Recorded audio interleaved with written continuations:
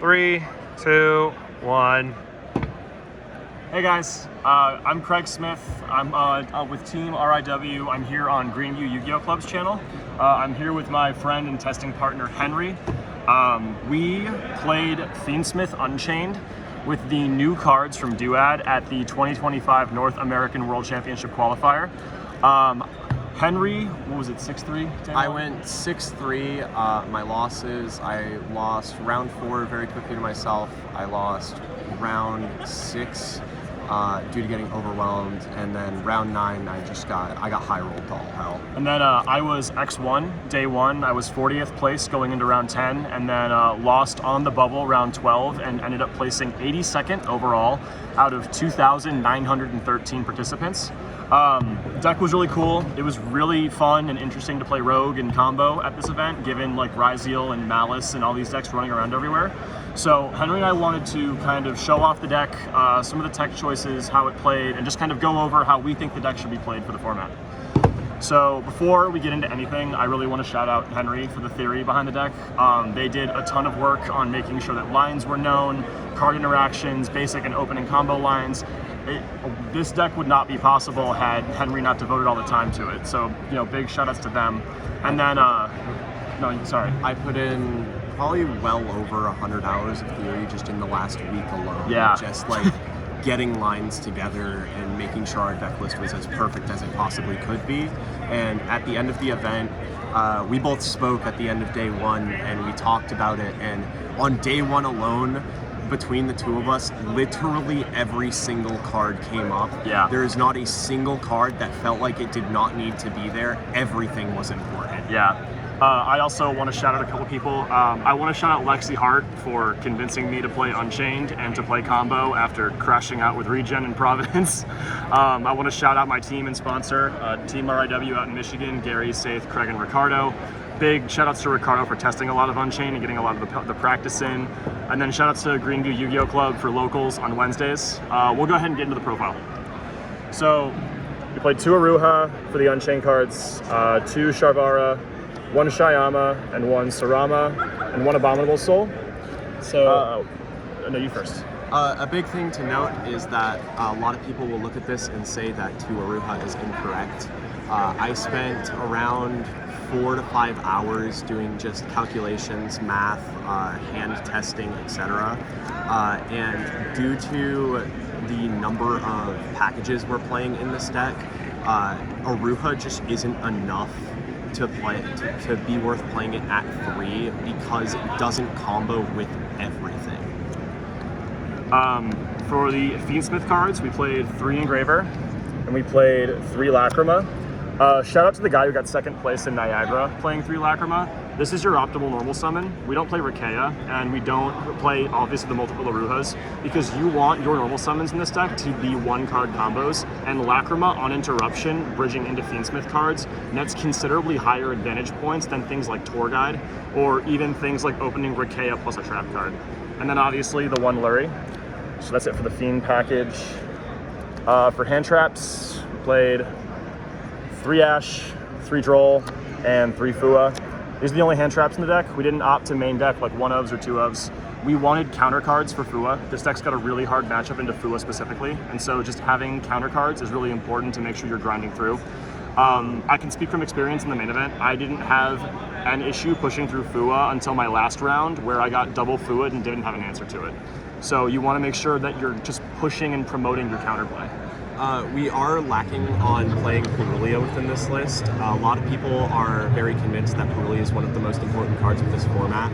However, this deck honestly doesn't even need to play Fua either. You push through things so well. The only reason we're even playing the Fua is because we wanted to play Crossout, and that's the only reason it's in here. Moving on to the spells. Played 3 Abominations Prison, 1 Tracked, 1 Sanct. We cut the track down from 3 to 1 just to max out on normal summons in Lacrima and the Engravers as starters. And then we played the 3 Thrust, basically an Unchained card, then Tactics, Called By, and Crossout. The basically emblems of the format, essentially. So a big thing to note about Tracked and Sanct is that I don't know about Craig. We didn't really discuss siding patterns too much going into this, so I believe we both had different siding patterns. I personally, whenever I was going first, I sided out tracked Luri. And when I was going second, except against Mitsurugi, I sided out Sanct. The reason behind this is when you're going first, you don't want to really dedicate your normal summon to anything other than exactly Lacrima or Sarama. And so drawing Luri feels really bad. And so due to that, I wanted to cut that possibility because we're never searching tracked off of the engraver and we're always searching Sanct. That way we're not losing to draw. You're seeing a ton of Fua everywhere in the format.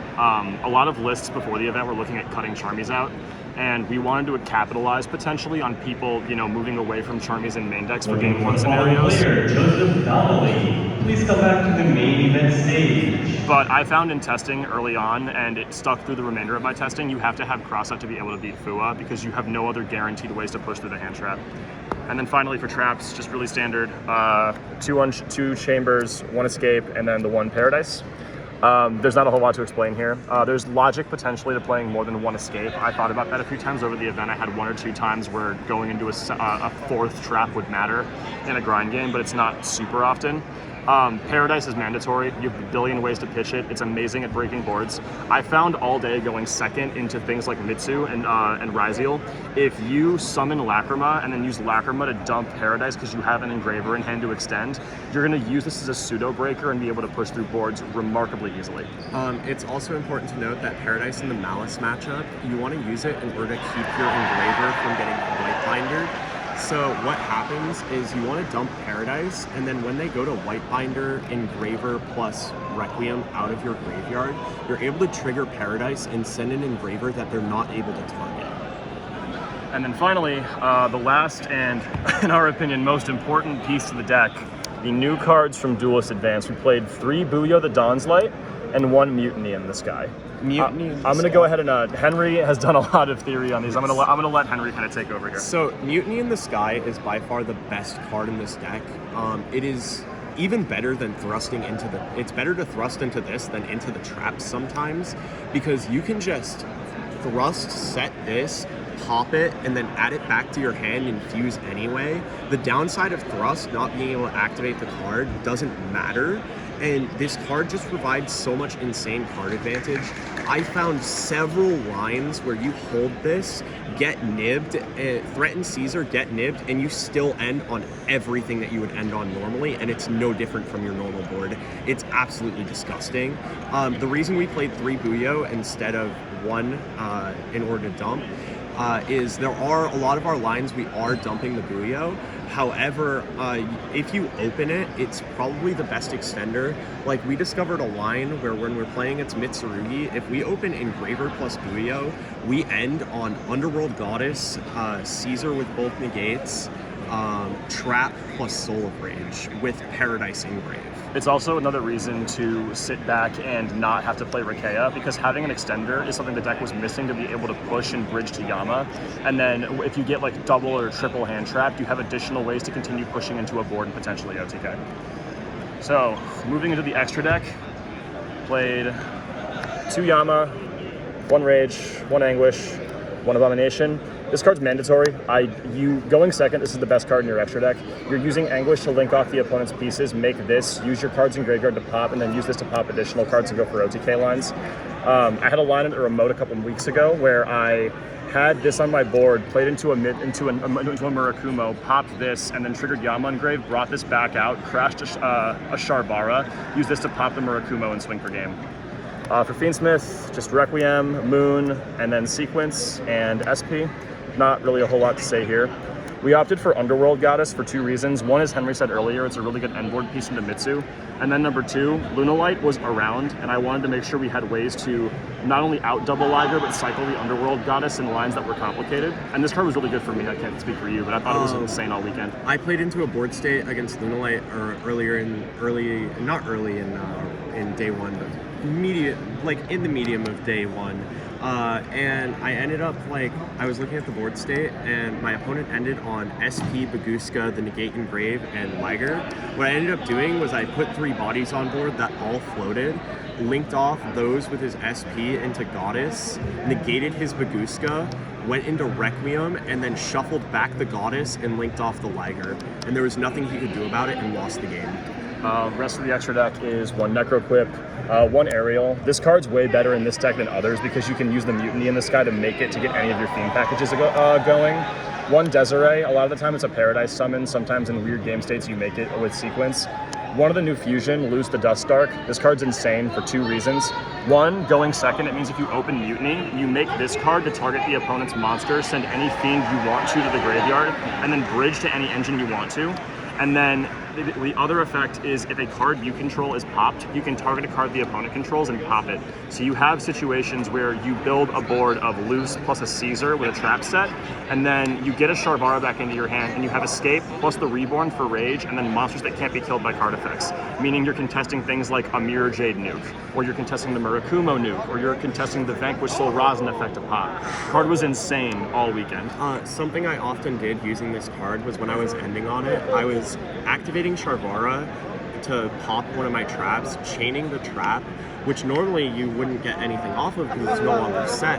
However, instead you actually get Loose effect and you still get your pop that you would get off of Abomination without having to pitch a card. And finally, the last card is just Caesar, best card in the extra deck. Oh, by far. And then side deck, a little straightforward. Played 3 Lancia, just anti-Malice hate. 3 Meows, this card's crazy. I think it's super good right now. I think Malice is really good. I think having this going second into Mitsu boards is really good. We played 2 Crow. Henry got me convinced on Crow. I wasn't convinced at first, but having this card as a pseudo breaker going into Mitsu boards is really good. And I also played against a lot of Orcust, so seeing this was really, really solid. And then we played 1 Ghost Bell instead of the 3rd Crow, just to have a little more variance in hand traps. So something we noticed in testing was that a lot of our hands like randomly lost to like random Ghost Bells at certain points. And we were discussing at dinner the night before, we had 1 extra deck slot that was originally the end of Anubis. We didn't like how the card was feeling for us, and we couldn't figure out what to slot there. So we were kind of like sitting on it over dinner, and we ended up deciding that Ghost Bell was by far the best pick. And I say from personal experience throughout the event, you can't cut this card out of the side deck. I thought Ghost Bell's crazy. You need it so bad, especially for that cross out. 1 Resonator, this is a time card, didn't come up for me, came up for Henry. My favorite card in the side deck, 1 Santa Claus.